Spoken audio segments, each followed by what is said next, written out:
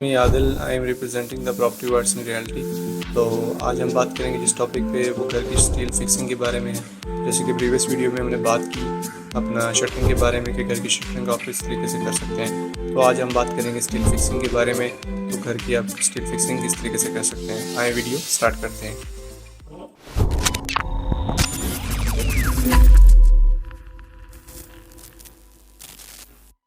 Hi, it's me Adil I am representing the property words in reality.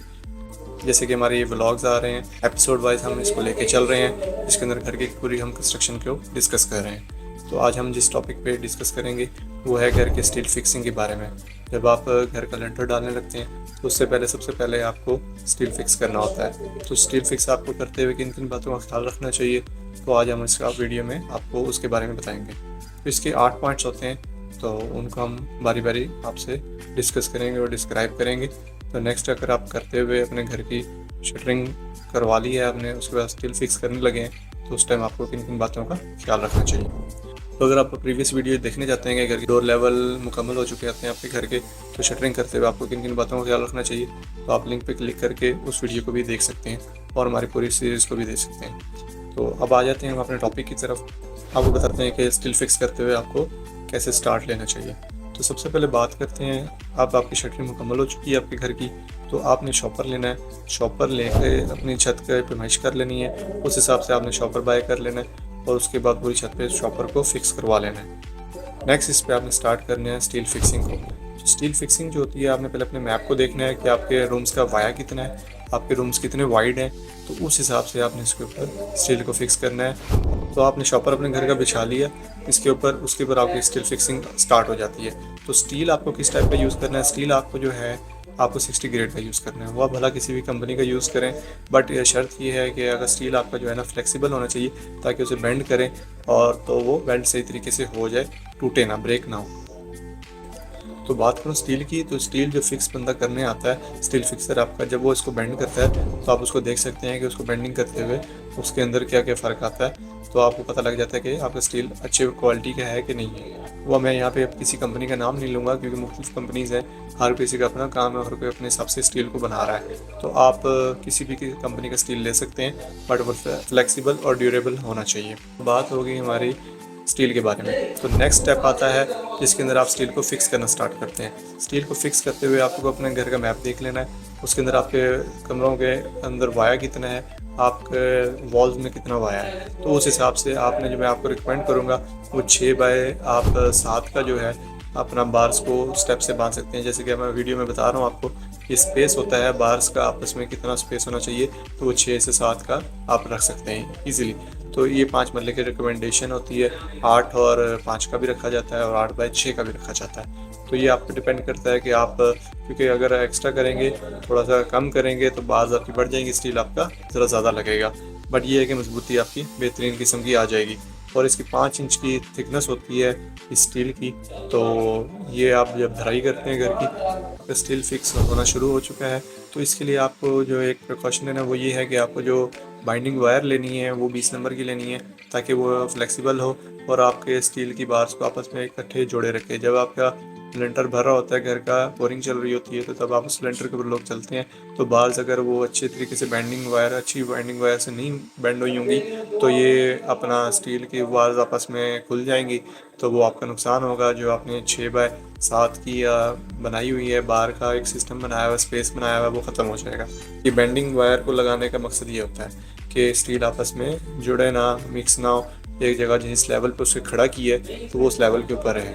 तो अब बात हम कर लेते हैं नेक्स्ट, आपकी जब स्टील फिक्स हो चुका है, तो उसके अंदर आपने नेक्स्ट जो है ना, पत्थर की आपने गीटियाँ लेनी है, तो वो बार्स के नीचे रखनी है, और तकरीबन 1 इंच से 1.25 इंच जो है ना, आपने स्टील को जो है आपकी जो शटरिंग है, शटरिंग से 1 इंच 1.5 इंच ऊंचा रखना है, ताकि ऊपर आपके 4 इंच की भराई आ जाए, 1 इंच के नीचे आपकी भराई आ जाए, स्टील आपका मिक्स हो जाएगा। तो आपकी जो 5 इंच की थिकनेस है आपकी छत की, वो प्रॉपर पूरी हो जाएगी। तो इससे इस तरह जो है ना आपके पूरा सिस्टम बन जाएगा घर का, और एक अच्छा स्टील फिक्स हो जाएगा। तो अब शॉपर लगाने की वजह मैंने आपको बताई नहीं, मैं भूल गया कि शॉपर लगाने की वजह ये होती है, जब आपका लेंटर खुलेगा घर का, तो नीचे आपका सरफेस जो होगा बिल्कुल क्लीन होगा, क्योंकि आपकी भराई होगी। एक तो नीचे वो शटरिंग से नीचे वेस्ट नहीं होगी भराई आपकी, और वो बराबर जो है ना रहेगी और छत की सफाई बहुत ज़्यादा आ जाएगी। ये जो बात थी शॉपर वाली, तो ये आपको मैं बताने वाला था पोरिंग के टाइम पे और शटरिंग के टाइम में आपको बता रहा हूँ।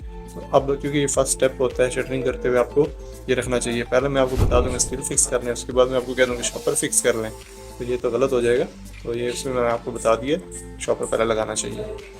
तो नेक्स्ट जो होता है, एक और जो प्रिकॉशन आपने लेना है जब स्टील फिक्स हो रहा होता है आपके घर का, तो आपने रूम का वाया देखना है और रूम के हिसाब से स्टील को फिक्स करवाना है। पूरी लेंथ नहीं करवा देनी, अगर लेंथ के अंदर कट डलवाने हैं, ताकि अगर आपके घर पे आने वाले कल में कोई प्रॉब्लम आता है, आपकी छत को कोई डैमेज होती है, तो नेक्स्ट आपकी जो घर की कमरे की छत है वो डैमेज ना हो।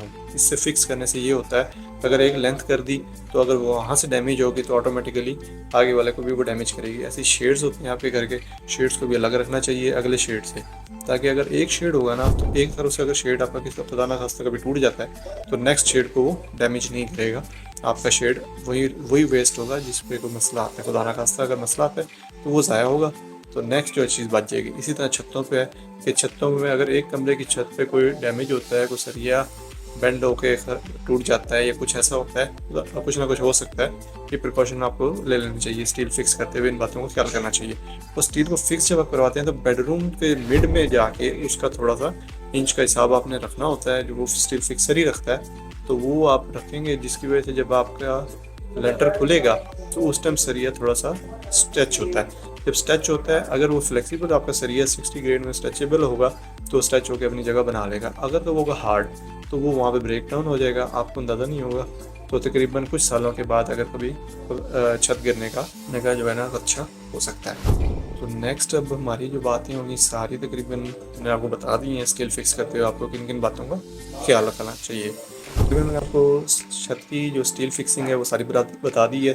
तो एक बात रह गई जिसके अंदर हम अपनी जो स्टेयर्स होती हैं उसको भी स्टील फिक्स, साथ ही छत की दीवार अपने छत की स्टील फिक्सिंग के बाद साथ ही हम स्टेयर्स को भी तैयार करवा लेते हैं।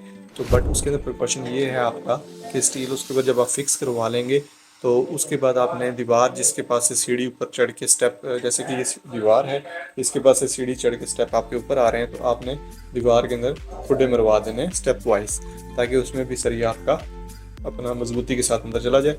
जब पोरिंग आपकी छत होगी स्टेयर्स की, वो बराबर तरीके से हो जाएगी। तो उससे ये फ़ायदा होगा कि आपकी सीढ़ी एकदम मजबूत रहेगी और ड्यूरेबल रहेगी।